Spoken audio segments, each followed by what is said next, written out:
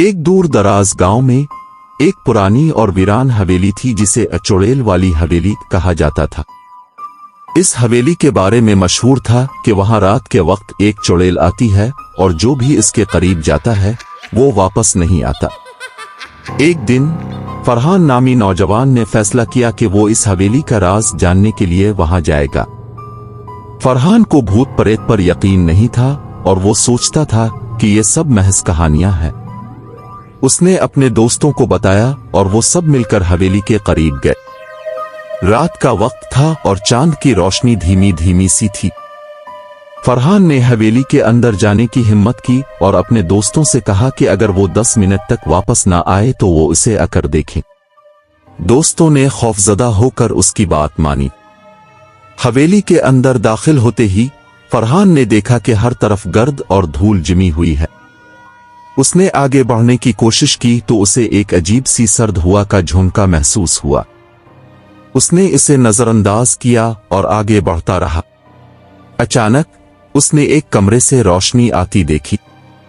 जब वो कमरे के करीब पहुंचा तो उसने देखा कि एक औरत सफेद कपड़ों में मलबूस अपने बाल खोले आईने के सामने बैठी है। फरहान ने हिम्मत करके पूछा, अब कौन है और यहां क्या कर रही है?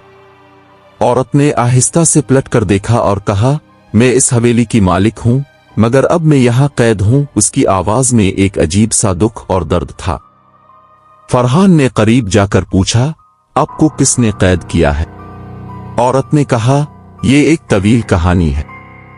मैं यहां सदियों से कैद हूं और सिर्फ वही शख्स मुझे आजाद कर सकता है जो सच्चे दिल से मेरी मदद करना चाहे। क्या तुम मेरी मदद करोगे?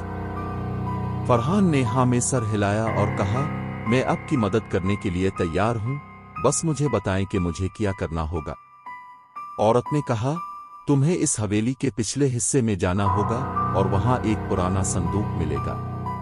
इस संदूक में एक पुराना तावीज है, इसे लेकर आओ। फरहान ने हिम्मत करके पिछले हिस्से की तरफ बढ़ा। जैसे ही इसने संदूक खोला, एक तेज रोशनी निकली और उसने तावीज उठा लिया। वापस आकर उसने तावीज औरत को दिया। औरत ने तावीज को हाथ में लेते ही एक भयानक कहकहा लगाया और उसकी आंखें सुर्ख हो गईं। उसने फरहान को कहा, तुमने मेरी मदद की, मगर अब तुम मेरे जाल में फंस चुके हो।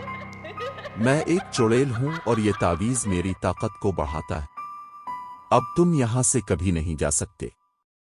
फरहान ने खौफजदा होकर पीछे हटने की कोशिश की, मगर दरवाजा बंद हो चुका था।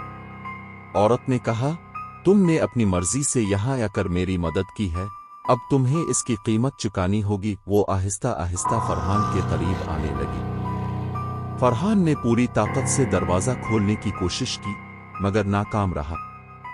इसी दौरान इसके दोस्तों ने हवेली के दरवाजे पर दस्तक दी और अंदर आने की कोशिश की। उनकी आवाज सुनकर औरत ने एक जोरदार चीख मारी और गायब हो गई।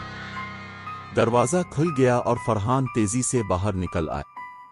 इसके बाद फरहान और उसके दोस्तों ने कभी भी इस हवेली की तरफ जाने की हिम्मत नहीं की और गांव वालों को भी खबरदार किया कि वो इस खौफनाक जगह से दूर रहें। हवेली की खौफनाक कहानियां हमेशा के लिए जिंदा रह गईं और लोगों ने वहां जाने से हमेशा परहेज किया।